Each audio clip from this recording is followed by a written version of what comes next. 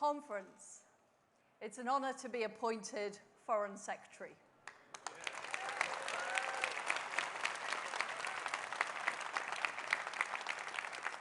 We have much to be proud of. Under the leadership of our Prime Minister, we're delivering for the United Kingdom and we're delivering for the world. The Oxford AstraZeneca vaccine is being rolled out in record time. It's being produced in countries from Mexico to India to the benefit of people across the globe. We're striking new trade deals around the world, championing innovation and enterprise and supporting development. Britain has always been a lodestar of freedom and democracy. But these freedoms need to be advanced, particularly at a time of immense global change. The democratic world order faces a stark choice. Either we retreat and retrench in the face of malign actors, or we club together and we advance the cause of freedom. We need to rise to meet this moment, and today I will explain how our foreign policy will create a better Britain and help exert our global influence in the fight for freedom. My vision is to strengthen our economic and security ties in order to build a network of liberty around the world. We will have a positive, patriotic, proactive foreign policy that expands our trade routes, strengthens our security partnerships, and supports development. We want to trade with and invest in more countries to our mutual benefit, which leads to freer and wealthier societies, aligned to the cause of liberty, spreading the human rights and the values that we believe in. We must win the battle for economic influence, and this starts with forging closer ties with our friends and allies across the world, including the G7 and NATO, our Pacific partners like Australia, Japan, and Mexico, the great democracy of India, and our friends across the Commonwealth, Israel, South Korea, the Gulf states, those countries who escaped the USSR and fought for freedom, the so-called Visegrad Four and the Baltic Three, and of course, our vital strategic partner, the United States. Conference. We can only challenge malign actors from a position of strength, and we will deliver this through better security, better trade, and better development support. On security, we're striking new pacts to protect our sea routes, trade routes, and freedoms.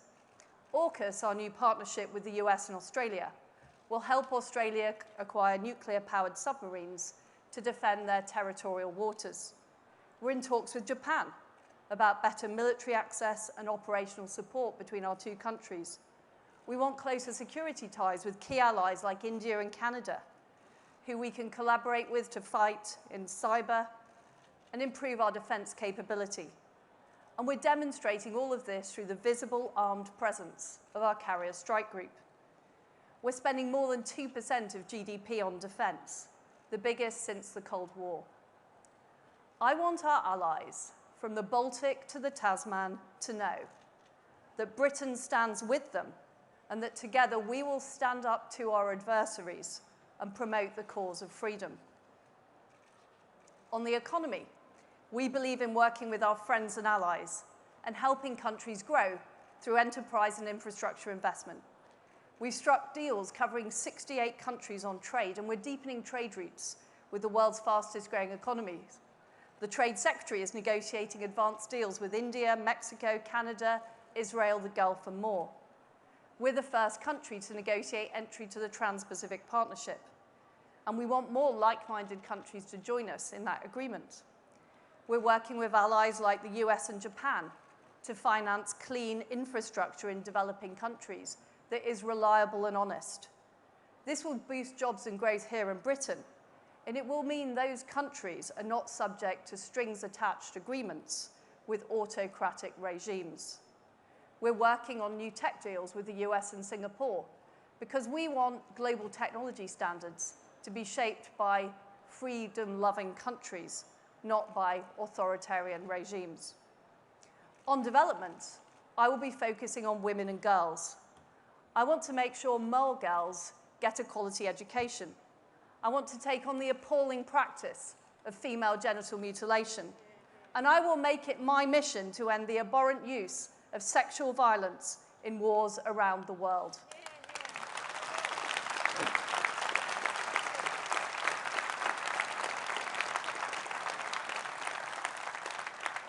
We will build coalitions of the willing to advance these causes, and we'll be tough on those who don't share our values and don't play by the rules. It's important we trade with China, but we must make sure it's reliable trade, that it avoids strategic dependency, and that it doesn't involve the violation of intellectual property rights or forced technology transfer. The world is safer and more prosperous when countries abide by their international obligations. And we will reach out to more countries who haven't historically been aligned to Britain and encourage a freer, more prosperous world. As Mrs. Thatcher said in her Guildhall speech just days after the fall of the Berlin Wall in 1989, the message is clear. When people are free to choose, they choose freedom.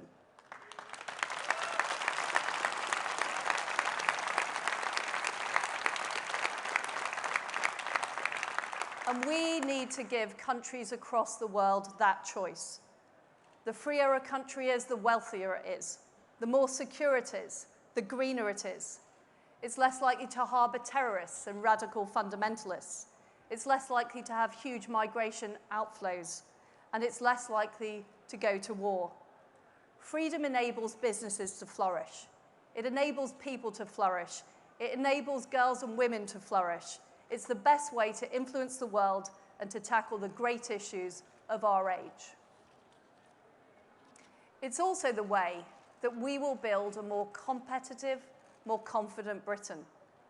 Deeper trade links mean more jobs in the Scotch whisky industry, the car industry in the northeast, the tech industry here in Manchester. Our AUKUS agreement will make Britain safer, and it will create hundreds of jobs from the shipyards of Govan to the factories of Tyneside. Our new cleaner, greener investment into developing countries will mean more jobs for British architects, engineers, and technologists. This is the work I will do as Foreign Secretary, banging the drum for Britain abroad to deliver for people here at home.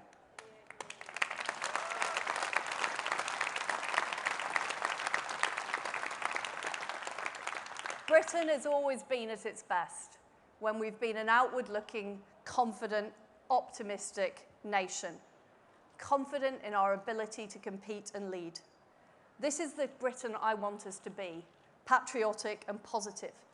That is why people voted for our Prime Minister, Boris Johnson, with such an overwhelming majority in 2019. And it is a fundamental point about Britain that the Labour Party has never understood. People want to feel proud of their country and their local area.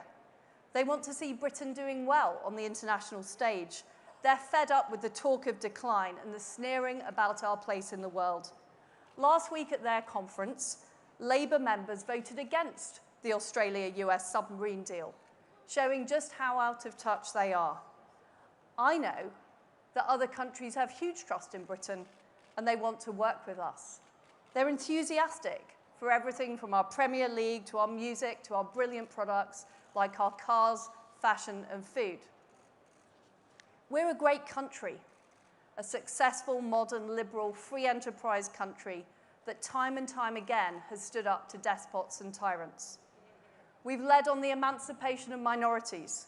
We're one of the best countries in the world to be black, a woman, or LGBT. And we can be proud of our record. And yet, despite this, there are those on the left who believe in the moral equivalence between Britain and our adversaries.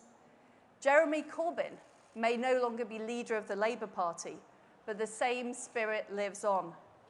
And this moral relativism translates into attitudes here at home and has given rise to a creeping illiberalism that threatens our fundamental freedoms. Freedom starts at home, and we need to win the fight for freedom here in Britain. And that means as Conservatives that we will stand up for free speech. We'll stand up for a free press.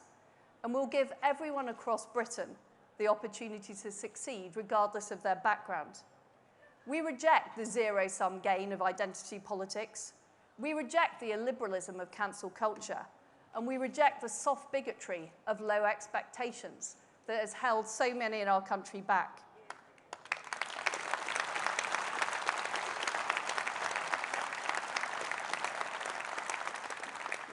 We're focusing on the questions that keep people up at night. Can my child get a good education? Do I have good access to public services? Am I free from discrimination in my office or on the shop floor? These are the bread and butter equality issues that people really care about. And we want to make sure that Britain is more competitive, bolder, more forward-leaning than any other country on earth. And the best way to advance our aims is to deepen our economic partnerships and build this network of liberty. By doing so, we will support freer and better societies across the globe to the mutual benefit of Britain and the world. I reject the voices of decline. I believe that Britain's best days lie ahead of us.